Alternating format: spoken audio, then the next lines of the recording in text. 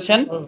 প্রশ্নটা হলো যে যার মাসিক ইনকাম 20,000 টাকা সেও একটা দ্রব্য কিনতে গেলে যেই ভ্যাট দেয়, পরোক্ষ কর দেয়, আবার যার ইনকাম 2 লক্ষ টাকা সেও কিন্তু একই পরিমাণ কর দেয়। আমরা কিন্তু সুস্পষ্টভাবে বলেছি এই বাজেটও কিন্তু আপনি দেখবেন যে সবচেয়ে বেশি কর আহরণ কিন্তু ভ্যাটের মাধ্যমে হচ্ছে। কিন্তু আমাদের প্রস্তাব হলো যে আপনি আয়কর এবং যে কর্পোরেট আছে মুনাফার উপর কর সেটা হবে প্রধান খাত। প্রত্যক্ষ আয়কর হবে আপনার রেভিনিউ উপার্জনের প্রধান খাত, পরোক্ষ কর না। এটার জন্য কি করতে হবে? এটার জন্য আপনার পুরো যে কর প্রশাসনকে ঢেলে সাজাতে হবে।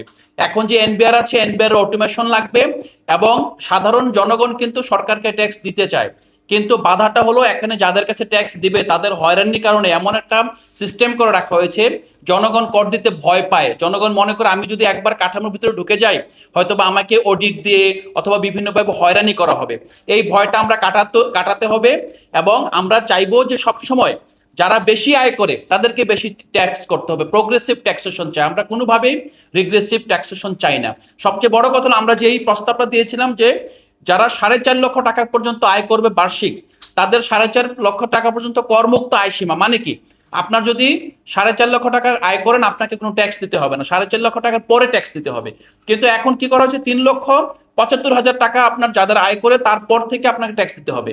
অপরপক্ষে যে ইনফরমাল সেক্টর, প্রায় 85% মানুষ কিন্তু ইনফরমাল সেক্টরে কাজ করে, তাদের কিন্তু ট্যাক্সের আওতায় আনা যাচ্ছে না এবং তাদেরকে ট্যাক্সের আওতায় আনার সরকারের কিন্তু সুস্পষ্ট পরিচালনা মানে কোনো পরিকল্পনা নেই।